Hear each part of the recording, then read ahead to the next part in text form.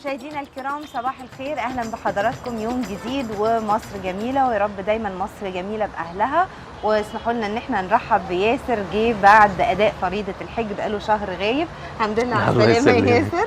هو الشهر كله طبعا مش في الحج يعني كان في شويه بعدها بقى الواحد ما يرجع اكيد من دايما الحج. الناس بترجع من الحج الأمراض تعبانه اللي وللاسف موجودة بيجي لها برد. دور شديد شويه بس الحمد لله ربنا يعني الحمد لله ربنا الحمد خير لله إن على شاء الله. السلامه، ربنا يتقبل وحج مبرور وذنب مغفور ان شاء جميع الله. المسلمين يا رب ان شاء نورت الله. مكانك. الله ينور عليك. ميرسي.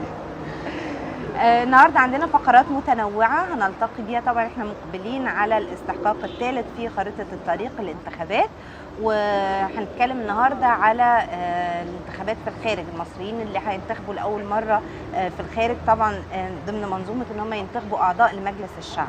هيكون معانا الاستاذ ابراهيم عبد الحميد جنينه، عضو مجلس اداره الاتحاد العام للمصريين بالخارج. هنتكلم معاه اكتر على توعيه المصريين المقيمين بالخارج بمرشحيهم بالداخل، برامجهم، طريقه الانتخاب. طبعا في تسهيلات كبيره من قبل وزاره الخارجيه، ولكن نعرف تفاصيل اكتر من استاذ ابراهيم.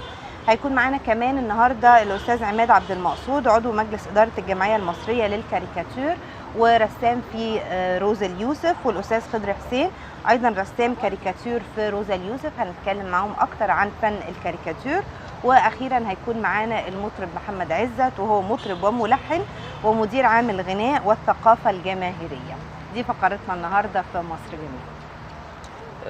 هنروح للفاصل ونبتدي ان شاء الله فقراتنا مع ضيوفنا النهارده.